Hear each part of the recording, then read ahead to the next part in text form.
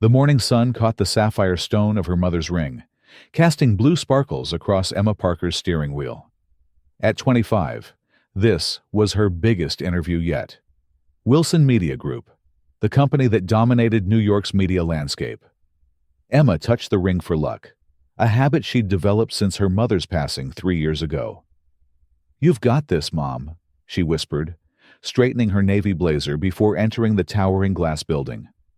The lobby buzzed with activity, but Emma remained focused. 15th floor. Margaret Wilson's office. The CEO herself would be conducting the interview, a fact that made Emma's heart race. "Miss Parker?" The receptionist smiled. "Mrs. Wilson will see you now." Emma stepped into an office that overlooked Central Park. Behind a massive desk sat Margaret Wilson, her silver hair perfectly styled, her presence commanding. But it was her eyes that struck Emma. Sharp, observant, almost familiar. "Please, sit." Margaret gestured, her voice carrying years of authority. She began reviewing Emma's portfolio, but something changed when she looked up. Her eyes fixed on Emma's hand, specifically on the ring. The shift was subtle, but unmistakable. Margaret's composed facade cracked slightly, her hand trembling as she set down the papers. "That ring." Margaret's voice was barely a whisper. "Where did you get it?" Emma touched the sapphire band instinctively. "It was my mother's, Sarah Parker. She passed away 3 years ago." The color drained from Margaret's face. "Sarah Parker? From Columbia University?" Now it was Emma's turn to be surprised. "Yes, she studied journalism there. Did you know her?" Margaret stood slowly, walking to her window. For a moment she just stared at the city below. "I was her roommate, her best friend." She turned back to Emma, her eyes glistening. "Until I wasn't." The interview forgotten, Margaret sank into a chair closer to Emma. "That ring. I was there when she bought it. A tiny antique shop in Greenwich Village. We were sophomores."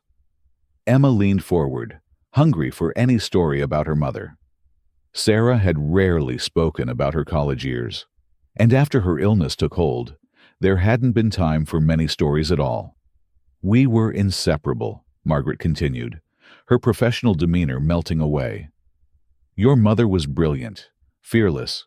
She was investigating a story about corporate corruption. I was supposed to help her, but Her voice cracked. "What happened?" Emma asked softly. "I betrayed her." Margaret's words hung heavy in the air. "The company she was investigating. They offered me a job, a way out of my family's financial struggles. All I had to do was convince Sarah to drop the story." Emma's hands tightened in her lap. "Did she?" "No. Your mother had more integrity than I ever did. She published the story, exposed the corruption. But our friendship..." Margaret shook her head. "I couldn't face her after what I'd done. I transferred schools, changed my name, built this company trying to prove something. But I never forgot her." Tears rolled down Margaret's cheeks. "The last time I saw that ring, Sarah told me that true friendship means standing together, even when it's hard. I've carried those words for 30 years. Emma reached into her bag, pulling out a worn leather journal. "Mom wanted me to have this. I've never opened it. It hurt too much. But maybe..." She held it out to Margaret. Together, they opened the journal. Inside, alongside investigation notes and article drafts, were photos. Margaret and Sarah, young and smiling, the ring new on Sarah's finger. And letters, dozens of them, never sent, all addressed to Margaret. "She forgave you," Emma said softly, reading one letter. "She spent years trying to find you." Margaret covered her mouth, shoulders shaking. "I changed my name from Mary Williams to Margaret Wilson. She wouldn't have been able to..." "She never stopped believing in you," Emma said. "And she made me promise to always wear this ring to remind me that second chances are possible." The two women sat in silence, 3 decades of misunderstanding and regret dissolving in the morning light. Finally, Margaret straightened, wiping her eyes. "Emma, I'm not interviewing you for an entry-level position anymore.